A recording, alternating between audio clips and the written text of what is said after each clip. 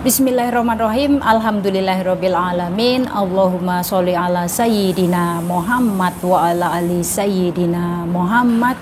Assalamualaikum warahmatullahi wabarakatuh. Halo teman-teman, apa kabar semua? Mudah-mudahan teman-teman selalu dalam lindungan Allah Subhanahu wa taala. Amin. Alhamdulillah, di video kali ini saya akan membacakan komen dari teman kita. Oke. So di sini mbaknya itu mengeluh ya teman-teman karena sudah berada di rumah majikan. Jadi di sini mbaknya tuh ngomong seperti ini. Maaf, di luar pembahasan. Majikan ke luar negeri, kita dititipkan ke rumah mamahnya dia. Apa itu termasuk kerja di dua majikan? Nah, jadi di sini mbaknya ini punya majikan ya, tapi majikannya sedang pergi holiday dan mbaknya dititipkan ke rumah ibunya kayak gitu ya teman-teman. Jadi di sini misalkan mbaknya ini hanya sekedar dititipkan saja, yang penting nggak bolak-balik ke rumah majikan, itu bukan dua rumah atau bukan dua alamat kayak gitu ya. Jadi di sini mbaknya bukan termasuk kerja di dua alamat. Yang dikatakan kerja di dua alamat itu seperti ini loh teman-teman. Misalkan pagi kita sudah berada di rumahnya Emem, sudah bersih-bersih semuanya.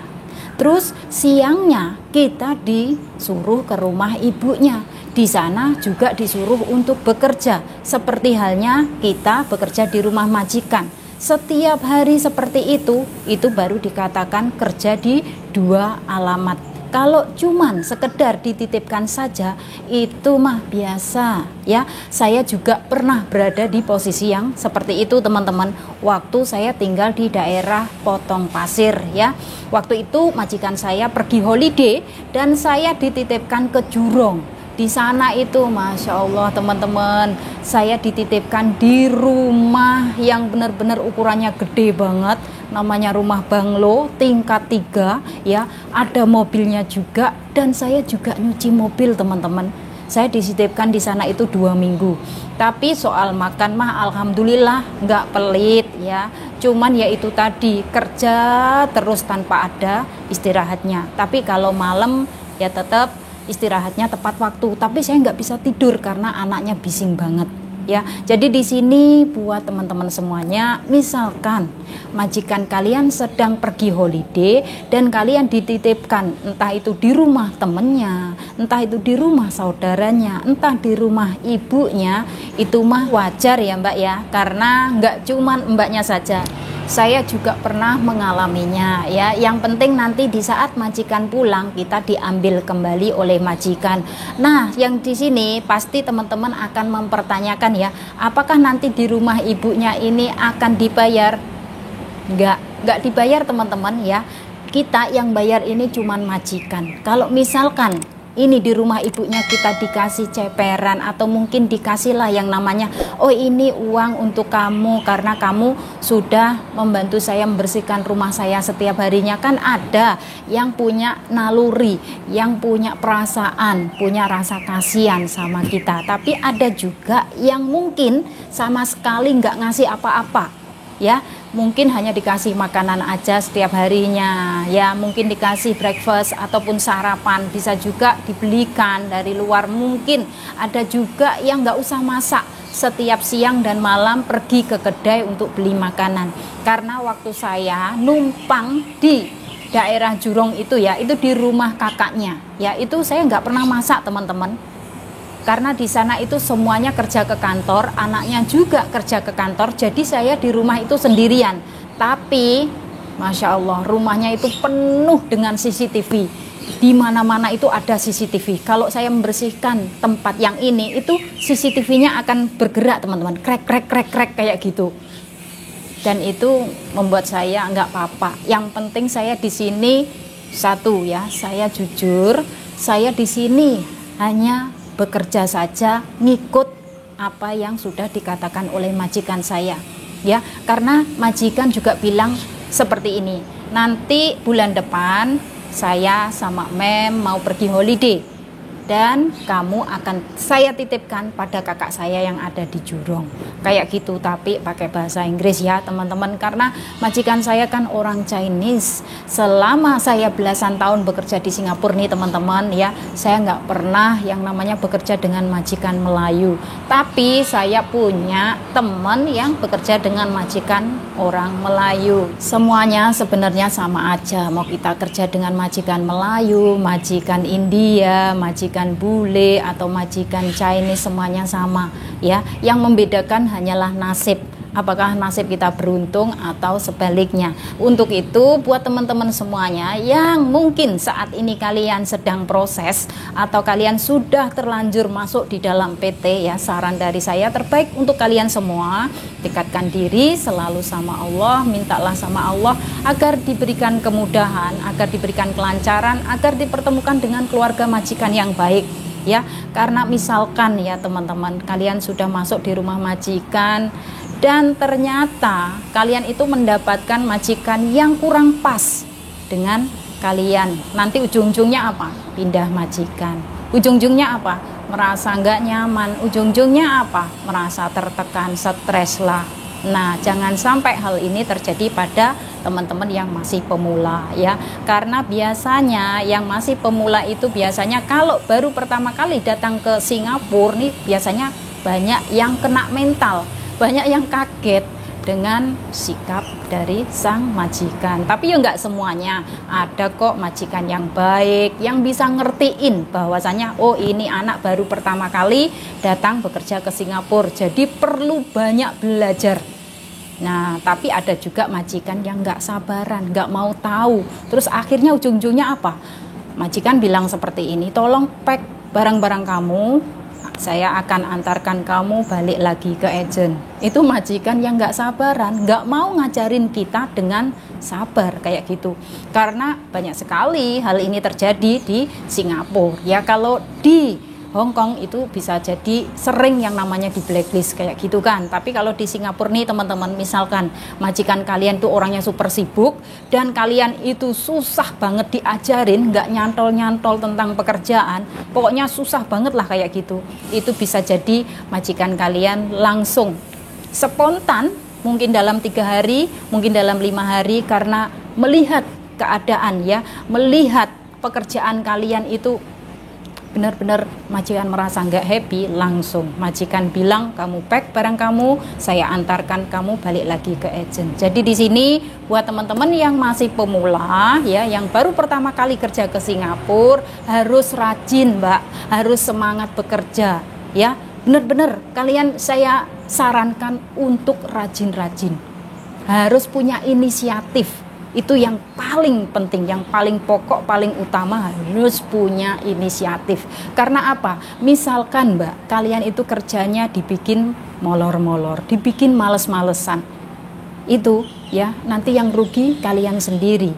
Kalian bakalan dibalikkan lagi ke agent. Kalau sudah sampai di agent, nanti kena tambahan potongan lagi. Mau sampai kapan kalian kerja bakti?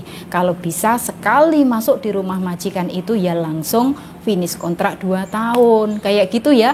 Kalau misalkan kalian mau tambah lagi itu ya alhamdulillah ya, karena di sini banyak sekali gejolak-gejolak masalah-masalah seperti itu, terutamanya buat pemula ya. Susah banget untuk beradaptasi dengan keluarga majikan, susah banget, entah itu tentang soal bahasa lah, soal pekerjaan lah, itu memang nggak ada yang mudah, apalagi baru pertama kali kayak gitu ya teman-teman. Jadi di sini buat kalian semua yang mungkin saat ini ya kalian sudah terlanjur masuk ke PT, terus mungkin ada yang sudah terjun ke Singapura dan bingung, ya Allah setiap hari pekerjaanku seperti ini, bingung, ya Allah aku belum bisa ngomong dengan majikan, belum bisa berkomunikasi dengan majikan karena susah mau menjawab. Sebenarnya sih paham kalau majikan ngomong apa tuh paham, tapi susah banget untuk menjawabnya ya. Nah, jadi dari sini kalian harus belajar, terus belajar, apalagi kalau misalkan di situ ada yang namanya anak-anak kecil kayak gitu tuh bener-bener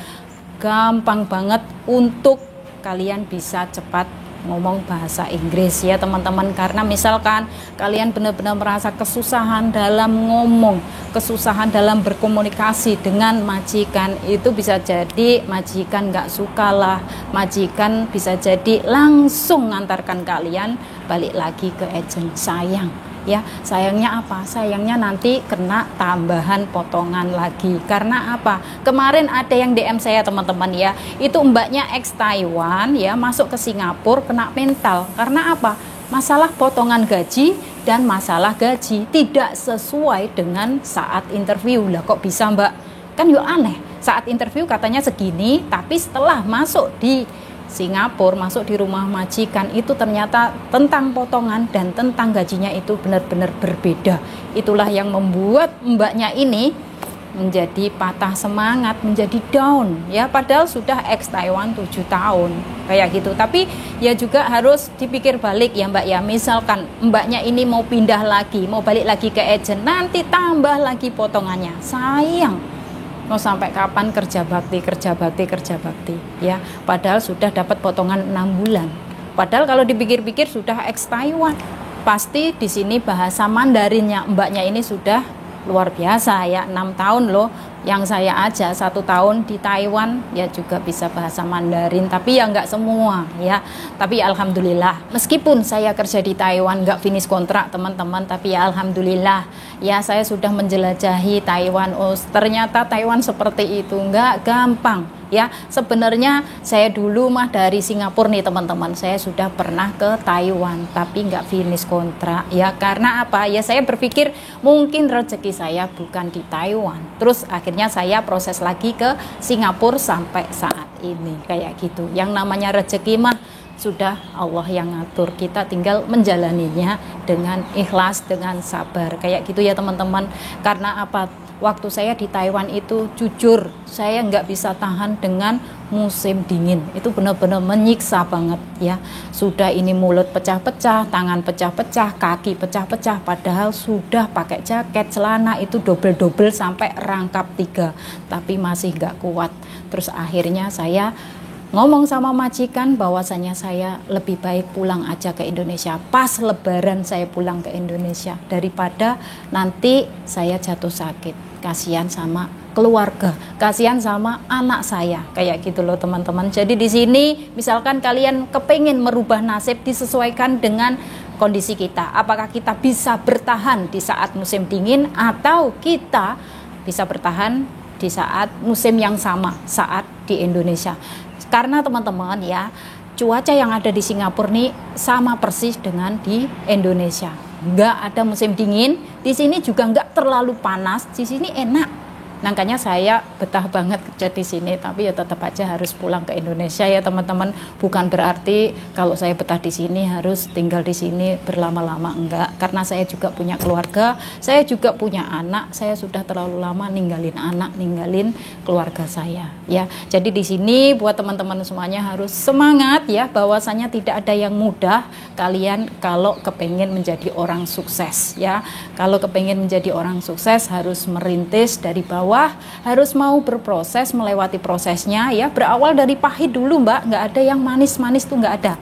Pasti awalnya dari yang pahit-pahit dulu. Nanti insya Allah pelan-pelan semuanya akan berjalan dengan baik-baik saja. Insya Allah semuanya akan lancar ya. Memang seperti ini di Singapura, memang seperti ini teman-teman ya. Saya di sini sharing tuh real, nggak ada yang saya buat-buat, nggak ada yang saya ibaratnya omong kosong, tuh nggak ada ya. Apa yang saya alami itu memang semuanya nyata ya. Pokoknya tetap semangat, bekerja dengan ikhlas, dan ingatlah dengan tujuan awal ya, bahwasanya kalian kerja ke luar negeri ini kepengen merubah nasib, kepengen mencari kehidupan yang lebih layak, sudah pasti kepengen mempunyai masa depan yang lebih cerah. Untuk itu buat teman-teman semuanya harus semangat dan semangat. Oke teman-teman, nggak lupa juga di sini saya selalu memberikan doa, memberikan support serta dukungan buat kalian semua. Semoga diberikan kemudahan, kelancaran, semoga dipertemukan dengan keluarga majikan yang baik. Yang sudah ada di Singapura, saya doakan semoga pada betah, pada nyaman, pada kuat, pada sabar, bisa finish kontrak, dan syukur-syukur kalau mau tambah lagi ya. Pokoknya tetap semangat buat teman-teman saya semuanya. Oke, dan saya akhiri sampai di sini. Akhir kata, wassalamualaikum warahmatullahi wabarakatuh. See you on my next video. Bye bye.